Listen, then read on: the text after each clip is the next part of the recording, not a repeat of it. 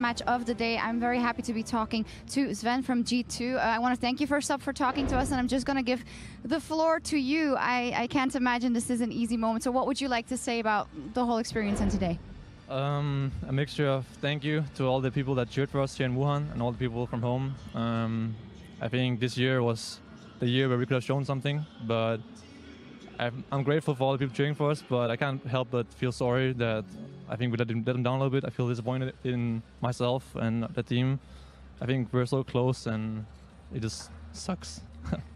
Of course, it absolutely sucks. There's a lot being said, obviously, about the group. You guys were first seed, and it was unlucky to say that, right? But then there's also the thought of, well, you're going to have to beat everyone if you want to get very far. Does that help in any way, or is it just now time to just regroup with the team and just try and see how you can look forward? I mean, it's true that it doesn't really matter if you lose in a hard group or you make it an easy one and then you get stomped in quarters or whatever, but it would. I think we could have made it in this group. I think our first game as RNG was winnable and our second game as Samsung was winnable, but we screwed up too much and it just fucking sucks, really. I mean, absolutely agree with you. We're just going to move on in a second unless there's one thing more you want to say to the fans, the G2 Army. As I always said, I'm really grateful for all the support this year. It was a much better year than last year. There was a lot of people behind us for every final we played, for MSI, for IEM even, and for here at Worlds in Wuhan. And it was really amazing having people cheer for us this year and people like to believe in us. But I just can't help to feel like I let you guys down, so I'm also sorry in a way. But thank you.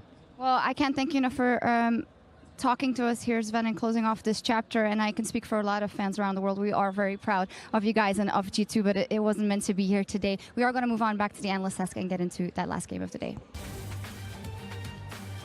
Thank you very much, Shocks. More importantly, thank you to Sven and G2 Esports for the performances that they put up here today and for giving us that interview. Cannot be easy. We've got two Titans, Royal Never Give Up from the LPL and the LCK Samsung Galaxy, facing off in a fight that will determine the first seed in Group C. Earlier today, you guys had some thoughts on who would get first place. We did. Now 5 games later, I'm going to give you that chance to flip-flop one last time. So, down the line, here's the refresher of the predictions you made at the beginning of the day for the top 2. These two teams will finish top 2, but in what order has yet to be decided. Frosk, let's hear it. Who are you going with? Okay, at the top of the day, I determined Samsung would be the winners, simply because I thought that the Korean teams would ramp up. Week 2 Korea, they're going to be scary.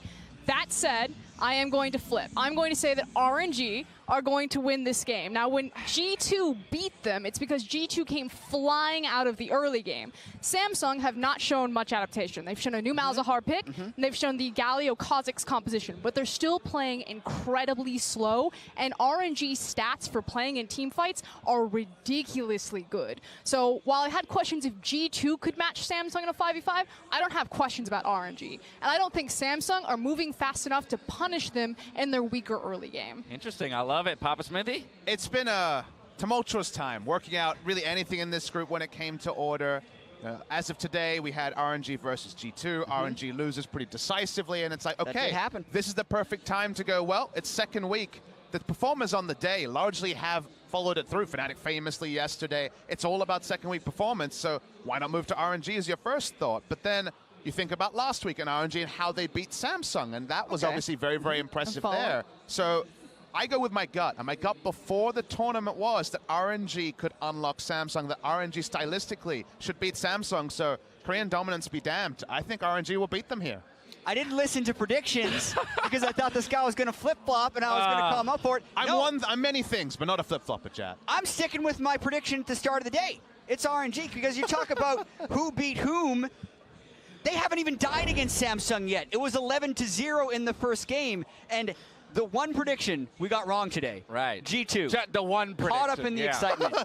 This is the only prediction we got wrong so far. It was the only prediction. It's actually true. And this one, we're almost going to be right on this one, and we will be right on this one, was Okay. because the draft went completely against the expectations of what I thought G2 was going to try and do. They picked way too much in the late game. I feel like even if RNG picks to the late game, they won't play to the late game enough that they're not going to fall behind Samsung in a big way. I absolutely think this is going to be a close game and could go to Samsung, but We have all those reasons for why we did this before the day. Those haven't changed, man. It's RNG. It all comes full circle. I love that the final game of the day determines the first seed out of the group. Let's, throw the pens, throw everything out the window. It's game time, ladies and gentlemen.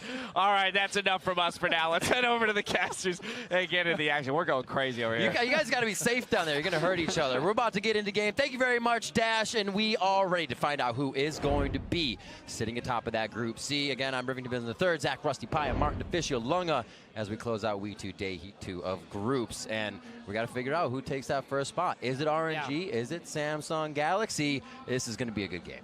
A lot of people looking at RNG here. I'm not as confident in RNG necessarily stomping Samsung in the early game. Very much depends on the draft, of course.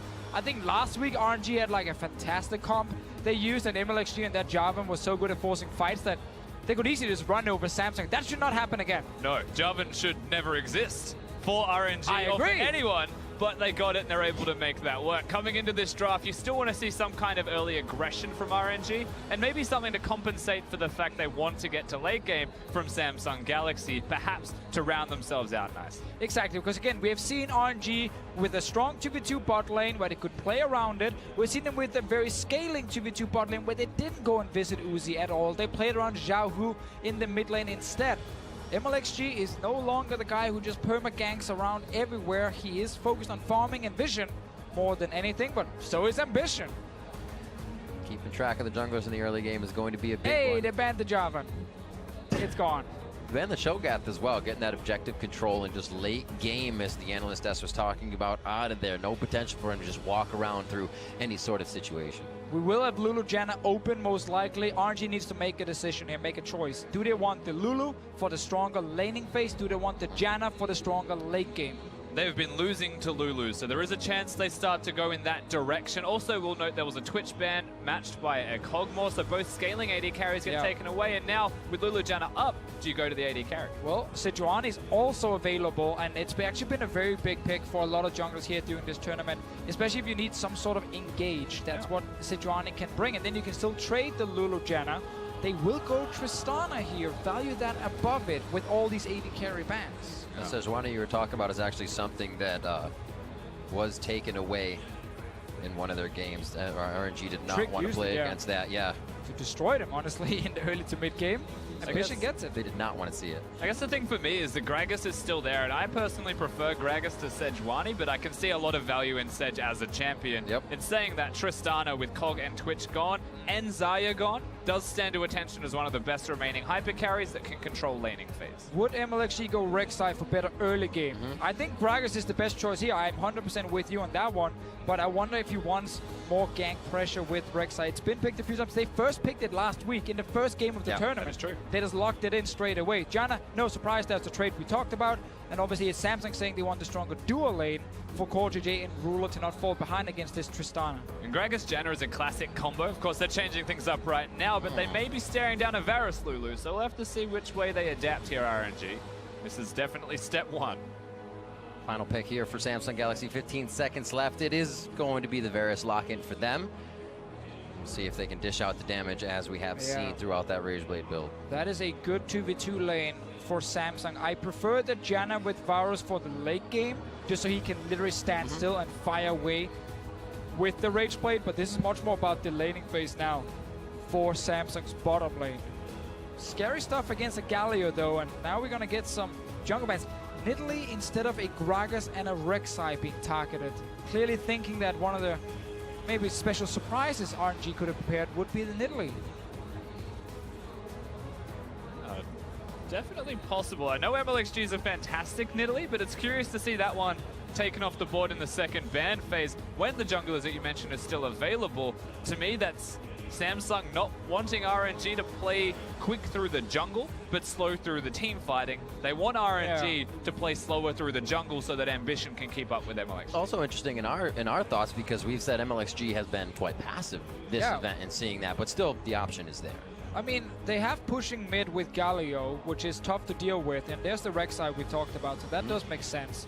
But they are willingly giving a Gragas over to MLXG if he wants to play it, and just saying, let's take big team fights instead of taking, early pressure. There is a world where something like a Kha'Zix is looked at from MLXG to give some complementary engage for something like the Galio combo if you want to find anything that goes forwards, and Rengar is a very vague example of something that does that as well. And also Ezreal is a pick we've seen against Sejuani a few times. She's very slow in the early game. He can punish that, definitely with the fast pace of his own jungling. But once again, with Gragas available, that is just the one standing out, being, okay, this is the normal choice, at least. I was looking at that Syndra, but again, when Galio is already there, it's not the greatest feeling in the world to play Syndra against. If you're able to do that Maokai Gragas here, it feels pretty good. You get a big tank in the top side, you have that big tank in the middle, and positioning in the fight for where you want to throw somebody around. If you want to go full EDG, you could put a Lucian or something in the middle lane and send the Galio to the top lane. Mostly just send the Galio to the top lane. But there are options if they wish to flex here, RNG. I mean, MLXG said in his interview they prepared something special. It's very good, they did. I'm still waiting to see what that is. It could have been Ben. Okay. Oh! 28 seconds left. They have some time. No, it is locked in. It is going to be the Lee Sin MLXG. So they take away the Nidalee, and he still says we're going to have some early game fun, boys and girls. We're still waiting to see where Galio will go, if he's going to be mid or top lane. There's Cho'Gath and Maokai available. Sure, Cuvee can pick the Trundle against it as his counter pick, but those are two safe tanks to go for Let Me, which is what he's basically been playing during this tournament. Lee Sin coming in. Brock's had a great performance on it. You can still have some fantastic early game pressure. They're going for Rumble here, so RNG are stepping away from the safe late game team fight combo. It's all about protecting Uzi, and are looking for a lot more carries here. Cuvee locking in the Camille. They call for that, so there is a lot of power coming from Samsung Galaxy along with the Smiles on that team as they lock in their composition as well. The Rumble for Let Me in the top side. Even more damage coming into this comp when we were looking at the Gragas and Maokai.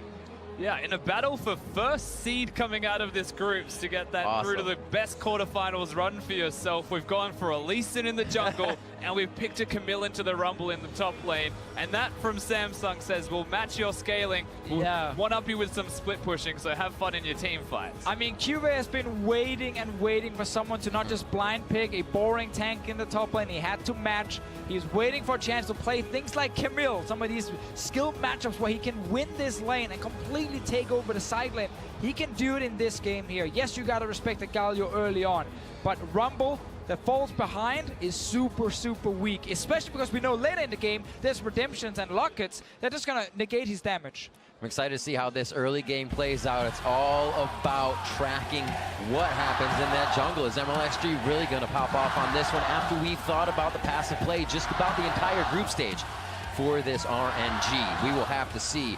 A great composition as well from Samsung Galaxy, and I don't know if we will even get to the late game with the amount of fights we're going to be seeing here. Exactly, we have to see. RNG wants to fight early. They want to get ahead here. They need this Rumble to be impactful in the first few team fights, and Samsung maybe thought they found that secret pick in Italy and banned it, and then it was Lee Sin coming in instead.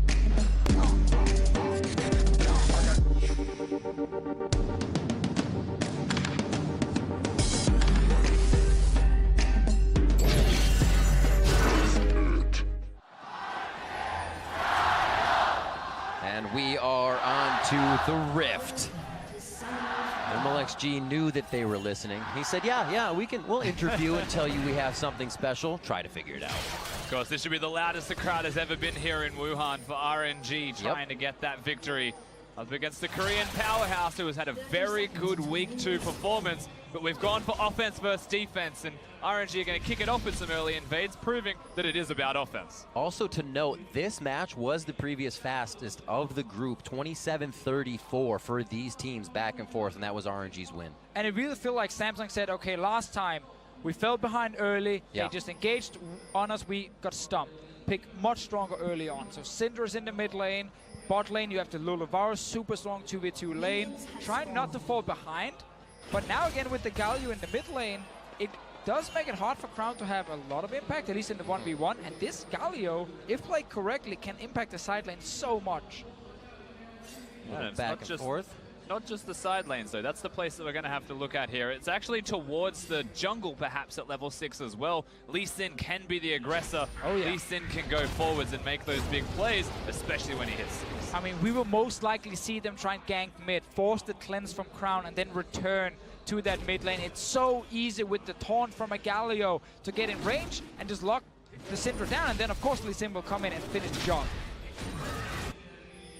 And they're going to be meeting actually on the same side of the map. Not very often we do see that from junglers. See if they get a little intervention towards that top side with now the amount of damage provided. And Lee Sin's not going to be on a ward because of the timing here. QV placed it to see at level 1, so now invisible, he goes into the enemy jungle. I like the adaptation here from Ambition, though, going from buff to buff, trying to rush down the red buff before a potential invade can happen. Because MLXG is here invading. Looks like he's going to get the first hit in, wants to ensure he gets it. Red buff does go over to Ambition, so if he gets out, he has his buffs. And MLXG is going to make sure he just doesn't have the HP to return, really. And that's where the experience kicks in. You change your jungle pathing. You don't just go for a full clear or anything. No. He could easily have gone like glue into Grump. But he knows I need to go buff to buff as fast as possible. We've seen it before in Sejuani, because then you can also start getting out of the map quicker. But mainly avoid this early invade from MLXG. Exactly, and he'll be super low now in his clear ambition because of how this started, and the other big advantage that RNG had wasn't just at Lee Sin's early pressure and early invade, but Xiao even walked in there to ensure the Raptors were free, and so that they could continue to keep MLXG rolling as he stays on the top side of the map. The question for me now, though, is can RNG defend the bottom side if Ambition wants to go down there, or will it just be traded sides of the map? Seems to be traded sides for now. MLXG will of course take quite some time as a Lee Sin to kill the Crux up in that top lane. Meanwhile, in the 2v2 or in the 1v1 lane between Ledme and QV, Camille in the early game are okay getting pushed in by Rumble. Rumble's early laning phase super strong. But it is once you start getting towards that Trinity Force on a Camille, you can all in the Rumble so easily. He can't really defend himself. All he can do back to you is just try and deal more damage than you're dealing to him. Is that even lane you want to bring your jungler presence to, or just let QV have a field day? It is a place you could absolutely bring your jungler presence to, for sure. Let me, though, I guess on the flip side, if you want to bring jungle presence up there, you'd almost want item spike timings from QV to make that successful, or to not have MLXG nearby, which comes from the vision in the first place. And that's the thing that we're going to have to highlight here in this top lane is Trinity Force, big spike. Camille happy being pushed in. Lemmy can just get a haunting, guys. Exactly. And then suddenly he is stronger, where it's 3,700 gold to get a Trinity Force. And one of the reasons a lot of teams don't want to play Rumble now is because they know that once they get 1 or 2 items on Rumble, that's where they gotta fight. That's where they gotta win the game. If you go later and later, there's more defensive options on the other side, and the Rumble kind of loses its value. So it's a bit of a snowball pick right now, where in the past, before all these big things happened like Redemption and these big shields that skills with bonus HP from Locket, well, before that you can play Rumble at any stage in the game and he will be fine. But struggles in the late game at the moment. Wumber, Ambition knows that Xiaohu is there, but it couldn't be Crown's move first. Flashes over the wall. Here comes Uzi looking to pick up first blood. It's Ambition. They are collapsing very hard with the thought that they can get out. Ambition lives with a sliver of health, and RNG has committed so much. He's able to survive, albeit barely, and RNG with all of the flashes forwards. Just go down the left of the screen. That's 3 of them completely gone. They don't get the kill at all. They invested so much right there. Let's see, Janna flash, we have Tristana flash, we have Lee Sin flash, all used, and Ambition crawling towards that blast cone, just gets there in the very end and gets out alive. That is a huge play for Samsung. And RNG totally could have hit that blast plan if they were trying to coordinate, but I think they were just too afraid of Ambition being in the wrong place and saving him opposed to killing him. They don't take the risk. You don't want to be that guy who hits it and it's the wrong side and you knock him away to safety. Oh man, you're 100% correct. They could have done it. Oh, that was a big one. Easier said than done now that we can see it from the top side of the play. They were thinking of first blood for Uzi. This would be the greatest thing in the world. Just one more shot, just one more shot. Instead of kind of setting that play up a little bit more for themselves. Now we do have to keep track if Samsung Galaxy comes back, works on any of those flashes, continues to harass MLXG in his jungle. We'll have to see. That all started from Ambition being a little too deep, and he was able to get out. Right there, could have hit the blast cone instantly, but no one is doing it, and he gets onto it. He stays alive. Hell picks for the save. Thank you so much from Core JJ, says Ambition.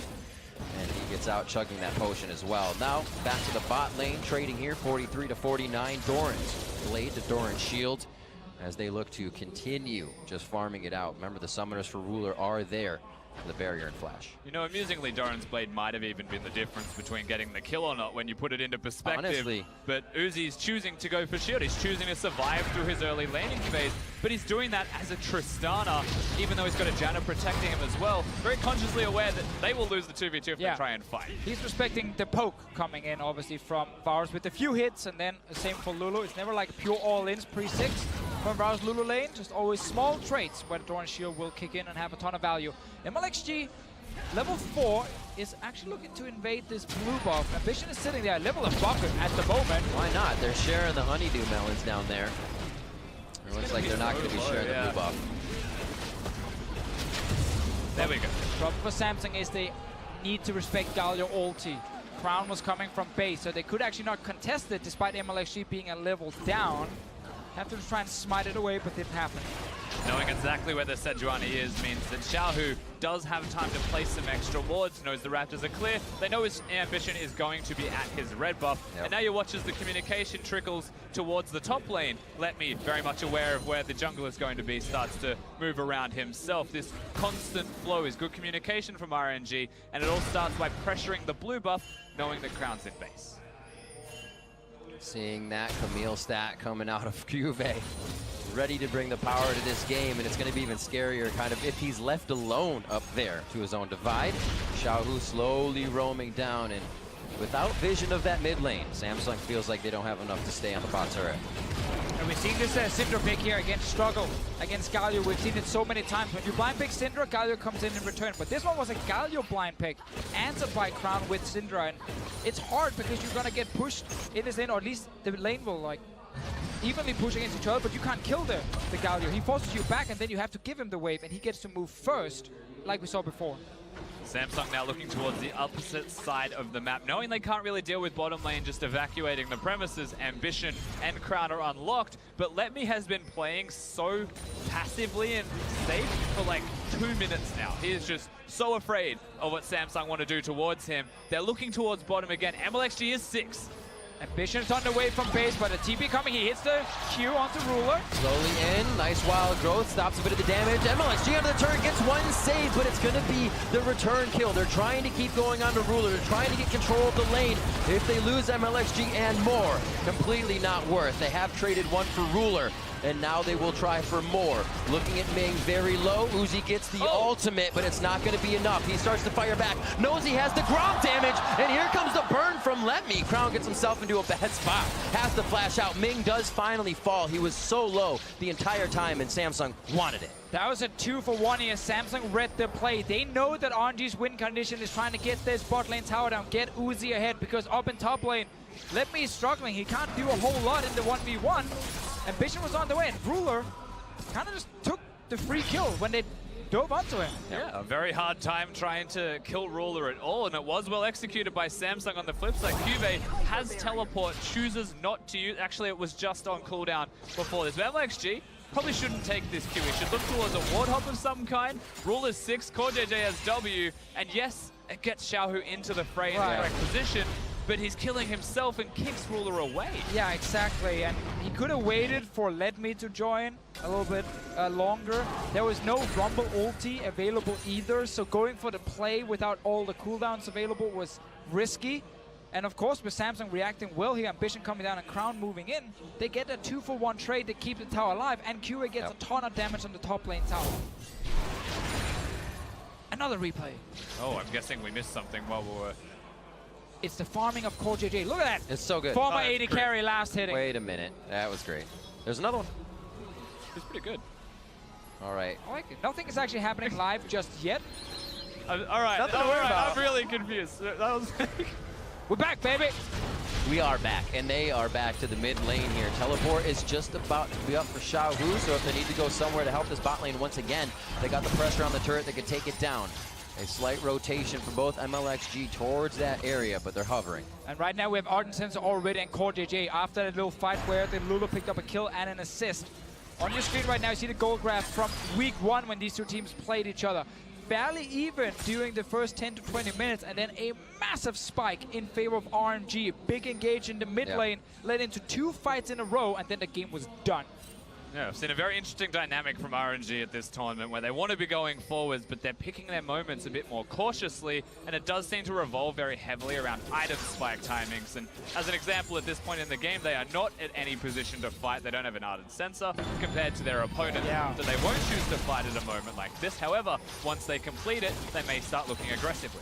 They lost a lot on that little trade before because, again, Cube is just left alone. We talked about the Trinity Force already getting the Sheen is a big spike with the extra damage coming from his Q. MLXG's top lane trying to help him. Meanwhile, Samsung are fighting the mid. Well, they know they have the jungler there, and it is MLXG trying to say, pick that fight top lane, get him to dive in so we have the ground control on him.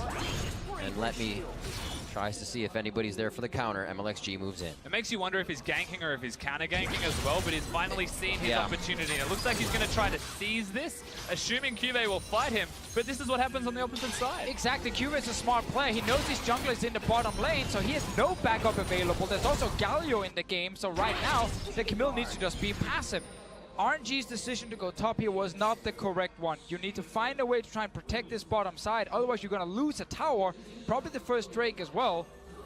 And Cube was never going to play aggressive top when he knows his entire team is on the bottom side. See what they can continue to do. 2-1 here. Just about 500 gold lead, 13 minutes in. Both of these teams obviously 4-1 coming out of the group stage. Samsung Galaxy looking to get the lead in the beginning. It did not happen for them in game 1 when RNG took the win. Remember, that game was just 27 minutes long, which means it ends in 14 minutes. I don't think we're going to have that this game. Fairly unlikely given the state of the game at the moment. If Samsung are ever in a winning position, they're a bit more methodical with how they play this one out. A good opportunity here, however, for Samsung to try and make some plays around the Drake, given they just gave the blue buff over to Crown if they want. But given the jungle spawn timings, they seem to be on the opposite side of things. Yep. 2 nice pink wards pushed forward. You can see MLXG just placed one and cleared. They also have Tri-Brush locked down. So with that bottom pressure, Let Me gets a little aggression, but this could kind of fan out into something big. And RNG now can play around bot lane without tower diving Samsung. They just need to kill this tower. Uzi needs a few seconds near it. Have MLXG on the bottom side. Have the Galio move slightly down the river so he can always ulti. And then it should be enough pressure that allows RNG to take the first tower of the game. It might just be that brute force. They already saw him coming through the Krug ward. Mid lane is pushed up, so Xiaohu has a chance to make his presence known in this bot lane if they do require it. Crown is just coming back in a lane, so they may be able to mismatch that very well in favor of RNG. It feels like they need the Galio down here to try and make any play, and we're at a point, obviously the ward has spotted MLXG, but Sejuani was also on the way down, so the Spidey sensors were well and truly there for the Samsung roster. This Lee Sin 0-1-1 scoreline. Not the most impactful champion right now for what usually has a decent early game. MLXG 1-2 in his Worlds play on that Lee Sin, so he's trying to up that record just a little bit. Connects the Sonic Wave, resonating strike, and that resonates with RNG for another kill. Xiaohu starts to get a little bigger. Last time they used all the flashes and didn't kill Ambition. This time around only had to use MLXG's flash and they get the kill as well. Jungler is down now. Can they use it to secure the bot lane tower? Once again, it requires MLXG to be around the bot lane and the Galio to be in position to ulti. That's what they're doing on the minimap at least, while Let Me is just trying to stay alive in top. Yeah, no flash, no kick for the Lee Sin means that Xiaohu is even more important, and so it looks like RNG may take the easy option, which is the Cloud Drake available for free. Top side of the map has teleports respectively for both of them as well, and so whilst Let Me is holding on, the closer he gets to level 11, the better their dive starts to look. Well, Xiaohu is now on the way, so again, it's about getting this top lane or bot lane tower down before Cube can kill the top lane tower in the top. You're dealing with this Camille that's going to outscale your top laner. We get the play, we get the Drake and the tower. Pure pressure here coming in from RNG. It looks like QV will be the answer shortly after, which nicely opens up the map. Just in time.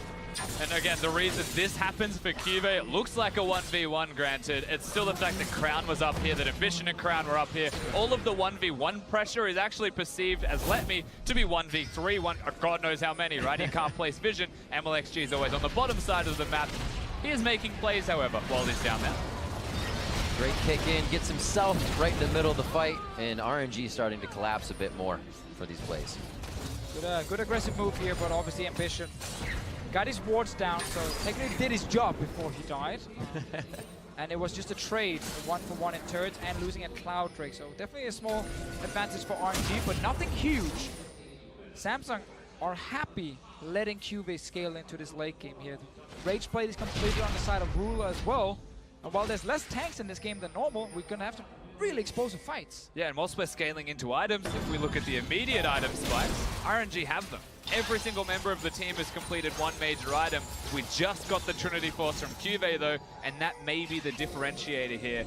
Maybe Samsung look at this and say we can actually fight now. We're more confident, or we're only going to split push because he's got his Trinity Force. Exactly, yeah. QA, if it's up to him, it's a 1v1 game. Doesn't care about the rest of the map, just want to fight this Rumble 24/7. If you want to force around an objective, at the moment it's Rift Herald we're really looking at. RNG needs to set up vision though and push the top lane before they can even start it, and then they still risk maybe a bad fight. Yeah. Slow movement from everybody here, jockeying for position now. Rift Herald could be something to fight over to open up that next turret, but really it's just the jockey for position if anybody is willing to go for it at this point. Nobody wants to commit. Yeah, and also Uzi's not going to win the 2v2 against the Rage Blade on the Varus. Yeah. I feel like 3 games in a row we've seen this now, where you get Rage Blade versus Trinity Force, the Rage Blade one wins out. You can see RNG's thought process here in trying to force this fight around the Rift Herald. He knows. And I want to see if there was a reaction there to his Sonic Wave hitting. May try to do a bit of damage to it. Teleports up for both of the bot laners, but QV does have Let Me pushed in at the moment. All right, we get the force here. Let Me is sitting very far back in his lane, so he can't TP away without getting stunned. But QV is using his window after pushing the bot lane to move up, realizing maybe he won't make it in time. And RNG here, because they have all these items completed, as you highlighted, Rusty, secure the Rift Herald. Oh, yeah, there you go. Quick movement, quick kick. Chain of Corruption brings it over for a stun. Only Uzi gets locked up, but he'd already buffered the jump. No jump forward for QV as they get themselves to safety. They use a lot to get themselves out alive. Xiao, who doesn't ult because he knew Crown would cancel it as well, so he flashes over the wall. Big flash, they get out safely. They'll be happy with that because it looks like Samsung don't have a trade available. Yeah, gotta criticize that play from Samsung. Way too late they're reacting and saying they want to fight this one. They had time, but Rift Herald died while Ruler was clearing the wave in top, and I think then you just don't go for the fight. And the other thing as well is when you just take stock at the end of the fight or the trade, QV teleported, Let Me didn't. So whilst he had control of the bottom lane 1v1, he walked up, he still teleported in the end, where the Rumble didn't. Let Me's like, we don't want to fight here, we just take it and leave. What are you doing? I mean, Samsung here, I think, quick panic moment after seeing the Rift Herald die, being like, oh, we need to get something back here, we're losing something, and end up over-forcing a play that cost them a TP that will slow them down now for the next few minutes. I wonder what kind of fight they could draw towards the top side. If MLXG is mid with that damage, also gets Let Me possibly, they could really work something with Xiaohu heading towards that aggression. Looks like they kind of fold on that for now. It may just be Rift Herald towards mid as we see Uzi coming out of the base. Certainly could be the Rift Herald play. MLXG's the one to look towards as he has picked it up in this case. One other thing, though, that is spawning just there is the Baron. And when you look at the wards on the minimap, it's pretty red, pretty Samsung-oriented. They're doing very well with their vision control, even though the Herald went under the nose of them and RNG pick it up. Now they're established in the area, which means they can start to control that area. I think they're a little taken off. That was kind of a big audacity play from RNG. They said, what, they did that? It's kind of the situation you saw Samsung in for that moment. Now, however, they make their way up to try and protect the Rift Herald used towards the top side as they got mid pushed out. Meanwhile, down the bottom lane, Crown are trying to make sure they can kill a tower and the Rumble so they can trade objectives here. QV going in! Ultimatum on to Let Me. Here comes the damage from Crown. They unleash all the power to take that down, but it's up to Samsung on the top side to protect this second tier. Yeah, Crown just needs to recall and get up here and defend the turret because there's still a Rift Herald pushing in. Meanwhile, Xiao is in the mid lane, not in range to ulti just yet, and the wave is dying. Yeah, they didn't know where Xiaohu was, though, so it'll disengage now. So far, so good from both teams as far as trades go, because they do have a turret killed down in the bottom lane. Samsung are doing their best to focus on getting QV ahead. RNG, they're looking at Uzi, but they're looking at the whole map, and they want to get these structures down. A few more tactical sweeps to clear the wave. He'll get himself pushed up and then pushed out. See how much money he has to spend, sitting on 2.5 thousand. QV is going to go get some items. And we're seeing some small moves here, kind of being a little bit off in terms of timing from RNG's side.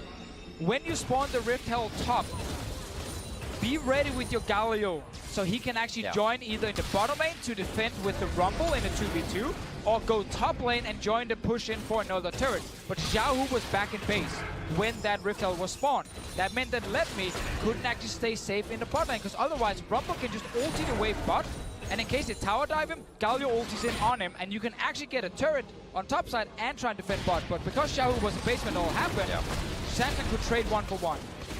Mountain Drake picked up by RNG as they have complete objective control on the map this game. It looks like they'll be able to start crushing down a bit more. Goes over to Infernal Drake as well, so they might just have their eyes on that one. The jump in, it's going to be the Uzi initiation. Would we have expected any less as Xiaohu comes in over his shoulder? Now they are pressuring the mid lane outer turret. That's the biggest win of all. Lulu was the person that ulted as Parent's ambition. Good hit. Oh, just out of range of actually locking anybody up. They don't have to use too much to get out of that, and are now looking to possibly turn. Uzi up on the right side, says Xiaohu, get in front, let's get the taunt, as Ming, or I'm sorry, MLXG taking a bit of damage towards the bottom side, and RNG controls mid, forcing Samsung out. Hitting those big ultis will be so important in this game with less tanks than normally. It's not this, 20-second long fight of just hitting the front line on both sides. If a Rumble gets hit by that ulti, he might die very quickly. Same thing for a Camille on the other side on Samsung here. So, MLXG! Very low, the last few orbs on the ground. Seal the deal, and Crown comes up with a solo kill. Remember that deep vision Rusty talked about a few minutes ago? Well, Samsung went back in and placed it again, and just found the jungler. They certainly did. They found him at the Wolf camp, and they'll get themselves the easy pick. Well done from Crown. His awareness at the moment of the map has been outstanding. As once again, we're setting up around this middle lane. The mid lane outer turret is what Samsung want. RNG just got it. So the map's slightly more open for RNG in that respect. It unlocks easier movements to something like Baron or Drake. RNG have been missing an easier way to start a fight. They've tried a few times where it's Uzi jumping in or MLXG trying to land a skill shot into a big insect play. But Samsung have been able to kind of disengage most of them, at least. So we're not seeing the same thing we saw in the first week of the group stages, where there was the Jarvan to always force team fights. It's not in this game. It's much harder for RNG to do that. Picking up the scuttle as well on the way in. Feeling it. Yeah, that's nice. Always feels good to be able to get that one over on the opponent. Cuvée wasting a bit of time, heads back, still very, very big, and I believe you talk about it a little bit. They haven't really seen Cuvée do damage to anyone other than Letme. So once he gets into this fight, he may start tearing through a few of these members of RNG. Oh yeah, there's a real world scenario where Cuvée just one-hits Uzi. He's got a Janna to protect him though, so the stars will have to align for Samsung. I think a lot of this comes down to ambitions engage, or Crown getting one of these crazy stunts off that can set everything up. Ruler exists as well as someone that could help with the engage, but for me it's all about ambition. Luckily for Samsung, they can just play passive with the 4 members, with Ruler and Crown Ambition up here, because Cuvée will just constantly perma-push bot lane. It's on RNG to force a play to force Cuvée away from that lane. They have double TPs so they can try and 2v1 gank him, but that's difficult because one of them is a Galio, not really dealing any damage. And forcing that team fight, as we talked about before, is really difficult with RNG's comp, so they don't have a good way of stopping Cuvée from pushing, other than just starting the Baron straight up and force a 5-on-5 team fight around the big objective. And we're starting to see that in the CS discrepancy as well. Crown's getting a few more lanes to himself. 40 CS in the top lane, 40 CS lead for Crown, which means bigger item spikes, and Samsung's going to start controlling objectives and controlling these turrets again. Of course, to contrast that, when we look at the AD carry position, the 1-item Rage Blade is big for Ruler, but so's the 2-item crit build for Uzi, and then he's got the Zeal on top of that. So doing very well for himself is RNG's AD carry. You'd say starting to ramp up to be a very big deal, especially when the top laners in this game aren't Maokai Cho'Gath. Exactly. And RNG needs vision control around Baron. That's the first step to forcing the objective. But in order to do that, you need to be able to control mid lane. And they haven't been able to do that against Ruler, who's just instant clearing the wave every single time. And then it's Samsung walking into the river. They place their vision and they're telling Cuvée, go man, just start pushing. At some point, you're going to kill this Rumble 1v1 and you're going to take a tower. We just defend up here. Cuvé's role right now is just be that annoying guy that keeps split pushing. Pull the other guy to you. Don't ever let them have 5. Make him question the teleport, and he's doing a damn good job of it right now. Questioning if he's down there. You can see the pings, but he's just hovering, playing that game Schrodinger's Camille. Everyone's playing the game at the same time. When Uzi disappears, Cuvée shows respect. When Uzi shows himself, the rest of Samsung just run at him and try and pick him off. They're on control wards. Vision control is completely Samsung, but RNG aren't falling for any baits needlessly. They're protecting Let Me by just being invisible. Works towards mid, possibly the ulti here. Whimsy onto Ruler. They want to jump onto Uzi. Now they can easily get onto him, but he forces the flash after Ambition comes in with the ultimate. Nice try to start the play there, but they didn't find the target, and now RNG may have the chance to turn around. Ruler's got the wild go flash in from Xiaohu. The finishing touches from Uzi on the outside. Scattered. He gets scattered back. Cuvée might have an entry now, but they jump left and right. Cuvée finds one, but the rest of RNG find him. That was Samsung trying to force a fight here because Cuvée was moving from bot lane to the mid lane. RNG said, thank you, we want to fight. That's the only way for us to win, and they took the fight. It goes perfect for RNG, except for Cuvée getting a big play in the end to find Ming. Ming did expertly navigate the fight at the beginning. RNG still come out on top, get themselves some turrets in the middle lane. A bit of an inflation of gold in their pockets will be fantastic to have, as long as they don't give Samsung a Baron on respawn. These recalls still have to work out from RNG. See how they pan out after this. We'll see the fight one more time, as Cuvée is just waiting patiently. Everyone is ready for this fight here. Double TP coming in early from RNG. Samsung enforcing the engage here.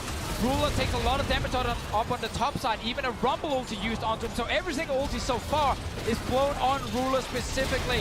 Then the flash taunt from Xiaohu, and now there is enough DPS to actually kill the Varus. And still ultimately played well by Ming to survive until the point where he goes down. Uzi playing well, Ruler playing well, even with all of the ultimates thrown on him, just shows that these teams have got big priorities set on killing their opponents, not protecting themselves. It was fun to see both teams actually look to start the fight at the same time. Double TP came in just when Samsung moved out towards the mid. Here we go. This is the Baron start we mentioned before to force the 5-on-5. The smite's there, remember no Cho'Gath. It's the smite fight, a level 13 to a level 12, which gives a bit more damage. Uzi picks up the Baron. Ambition's left in the back of the pit, but do they have enough damage? They want to focus something else. Ruler is just making Xiaohu a pin cushion, and they turn on him. Here's the attack. There's the kill. Lemmy gets the first one, and the fight opens up as Ambition makes it away limping. Uzi barely doesn't get that kill, but RNG with the Baron compliments of a Tristana auto attack. They got so many big things just happened the last few minutes. The team fight in the mid lane allowed RNG to get away from a split pushing game and force a Baron fight. They rush it down, quick shot calling. Samsung react by trying to fight, and they lose the fight. Very reminiscent of game one. We said 14 minutes ago it didn't look too much the same, but a 20-minute fight swings the game in favor of RNG, and the base is wide open now on the side of Samsung Galaxy. For just a second there, it looked like RNG were going to keep moving forwards, but they cut the wave. They look towards bottom. They won't go for two inhibitors. Crown's the only person left dead, but that is a big swing of power. And as soon as we get this replay, let's take a very close look at Ruler. He's mispositioning in this team fight here.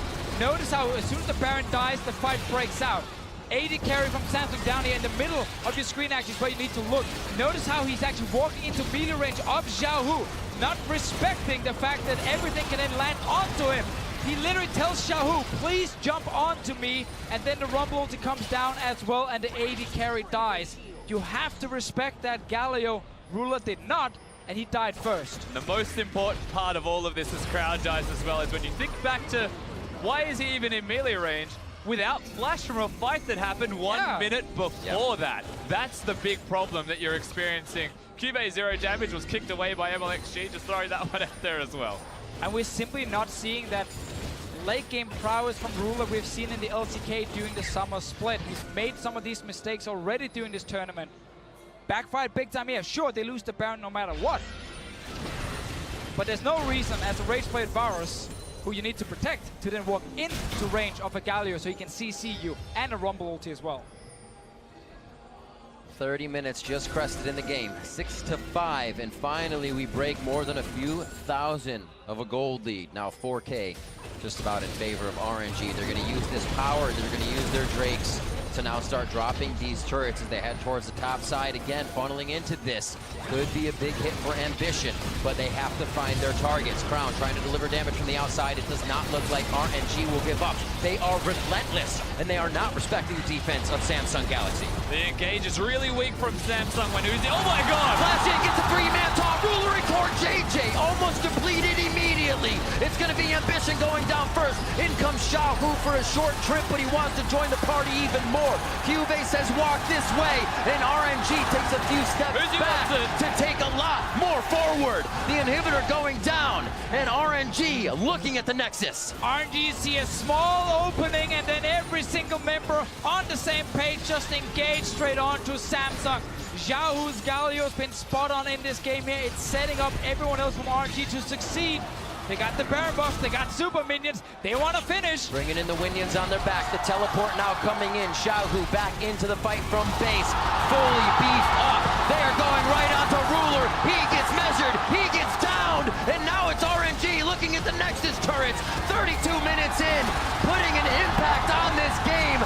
RNG, Royal never give up, looking to lock in the first seed for Group C, and they will do so, heading to the quarterfinals.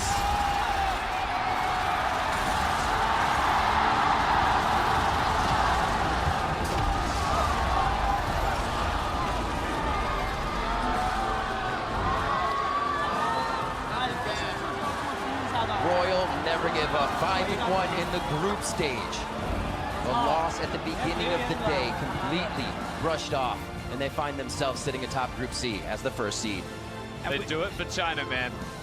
They get that first seed for themselves. They accelerate the game. A full Chinese roster representing the LPL at Worlds, and they come out beating a Korean team, not once, but twice. So important to get the first seed. Currently we have Longshu as the first seed, Yes. SKT sitting as a heavy favorite to get first seed in their group. This now means RNG will dodge those two teams. Super important for them to try and make it further in the tournament, because they're looking at the final right now. They don't care about just the quarterfinal. They want everything. RNG with some of the fastest games of this group in Group C, as they all went quite long, as we said, and this one just 5 minutes after their first victory over Samsung. And we just have to respect the shot calling on RNG. They were in such a tough spot. They had no Baron control. Yep. There was an enemy Camille with 2 items destroying their top laner. They needed a miracle fight in the mid lane to get some control back.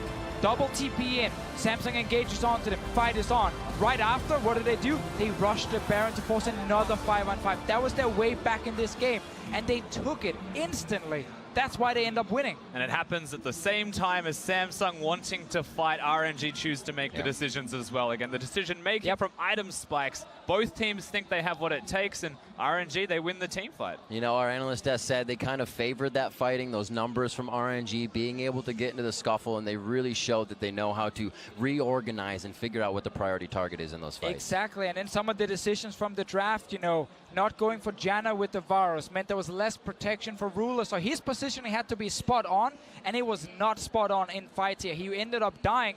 Sure, a lot of things were invested to try and kill him, but the Baron one, that was a big one. Yes, it was. All right, so for more on RNG's win, let's get some thoughts from our analyst and Dash. Thank you very much, Riv. An explosive final game between RNG and Samsung Galaxy, but the hometown favorites in RNG, they reign supreme at the end of the day, move to 5-1 and secure that first seed, moving into the knockout stage. More importantly, I can't believe Quickshot was trying to flame you guys after day one for your predictions.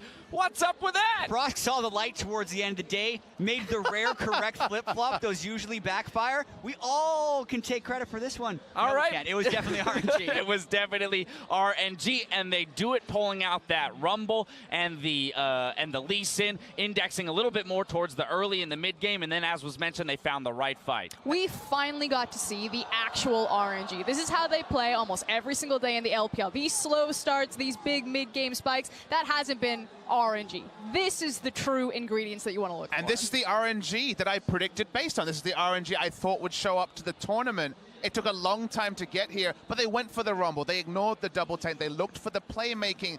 And that is the sort of thing, this level of micro skill, this level of aggression, you don't see that pairing in Korea too often. Samsung Galaxy doesn't have to play teams as talented, as gifted as RNG with an aggressive mindset that often. Longzhu, certainly. Rox Tigers last year, certainly. But there's few teams that can marry those two things.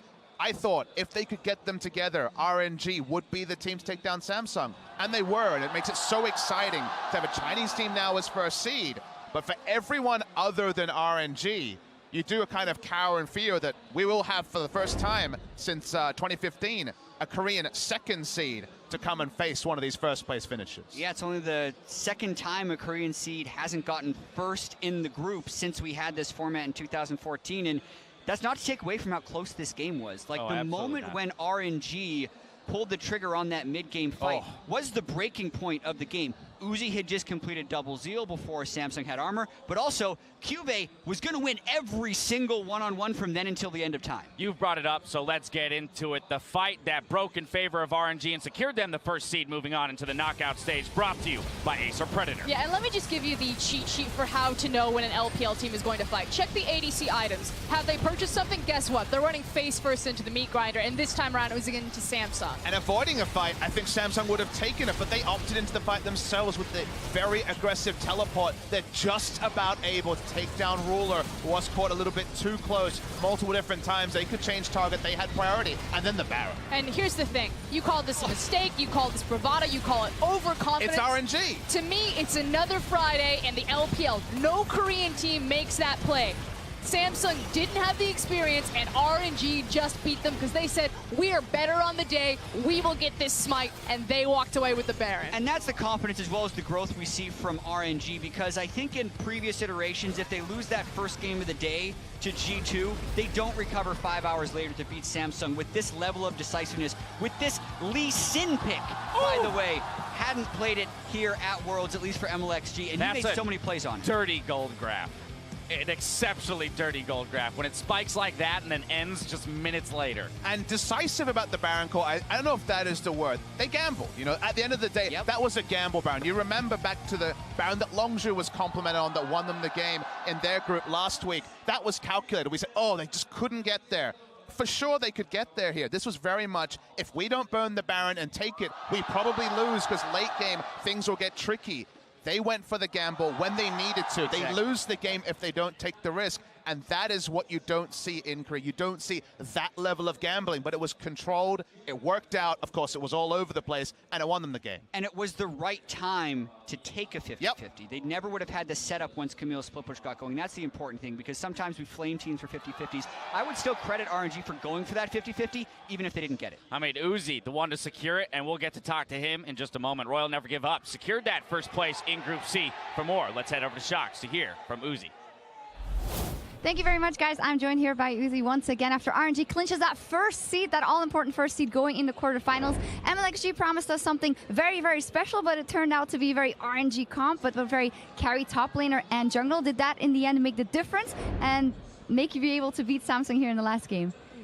所以在上场的采访当中的话呢，香哥有提到说，你们为了三星准备了一些比较特殊的一些战略，那是不是说指的是这场比较像是 RNG 的一种套路，然后是一个上野都是比较 carry 的一个输出型的英雄呢？这个也有吧，就是我们会有很多的新东西去展现给大家，这也是我们每个队员什么都会玩，也打得比较好的地方。It's kind of like what we had in mind too, but we'll have like some more new things that we want to show the audience too. We want to showcase that each of our players are able to play different type of champions at different type of comps. Oh, a bit of sending a message, I guess, to who you might meet in the quarterfinal. And Uzi, it's been a magical day for RNG. You guys top a very difficult group. You will probably avoid every Korean team in the quarterfinals. Are you starting to dream of another final for Uzi in the Bird's Nest in Beijing? 所以想问一下，你们今天已经以小组第一的身份出现了，那这说明你们在8强当中的话，很有可能是遇不到另外一支韩国的战队了。那是不是就可以把梦想放的长远点，放在鸟巢了？然后是不是又是一年Uzi 在世界总决赛呢？我在8强没有遇到韩国队也是非常开心的，因为越晚遇到他们，可能赢的几率会更大一点。然后我也相信我们现在的这支队伍能够有进决赛的可能。So if we're avoiding a Korean team in the quarters, I'm very happy about that. And if we can meet a Korean team later on, that means that's a higher chance of us winning.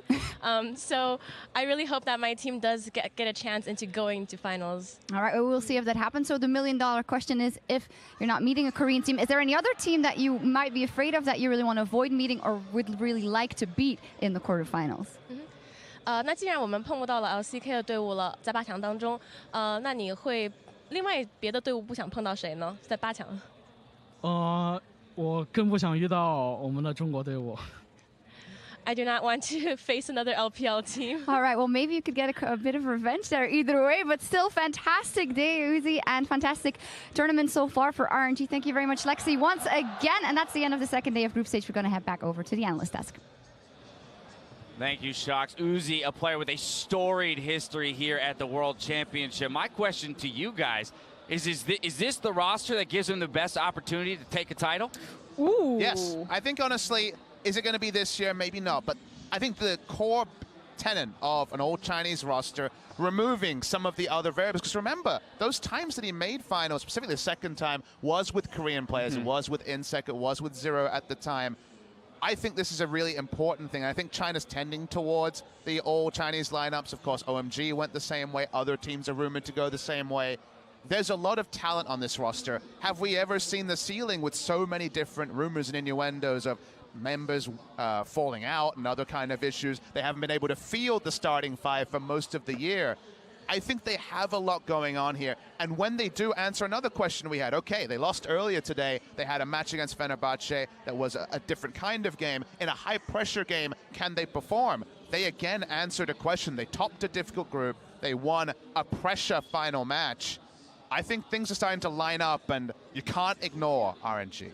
And likewise for Samsung Galaxy. I mean, they were a finalist last year, so similarly, they're striving for greatness. What about this squad? Finishing second place in the group, but with many close matchups. Yeah, they're still not eliminated, and this is a team that can overcome obstacles. They 9-0, right? They lost one game in groups last year, 2 games in group this year to a much improved RNG. Their draw is going to matter a lot. It's a bad one. It's a bad one, Jet. They're likely to face a Korean team. Yeah, if SKT gets first, it's 2 out of 3. They play Longju or SKT. Both teams they finish below in the LCK standings. All righty. Well, only time will tell there. As you just saw, Royal Never Give Up managed to take the first seed in Group C ahead of Samsung Galaxy, while 1907 Fenerbahce and G2 Esports are out of Worlds 2017. Tomorrow, it's all about Group D, where 3 teams have a 2-1 game record. And so while we came into the week saying, hey, all of the other groups seem a lot more determined and decided, it's Group D, the one with the current 3-way tie, that it's really anything can happen. Well, again, if these last 2 days are any proof of anything, then it very much is. Listen, 0.42% of pick'ems are now correct. I thought something that was funny about yesterday is most NA pick'ems are wrong, and Korean pick'ems were doing the best. Yeah. Not anymore, because I highly doubt the LCK fans from Korea were predicting RNG to beat them in this group. So anything's going on.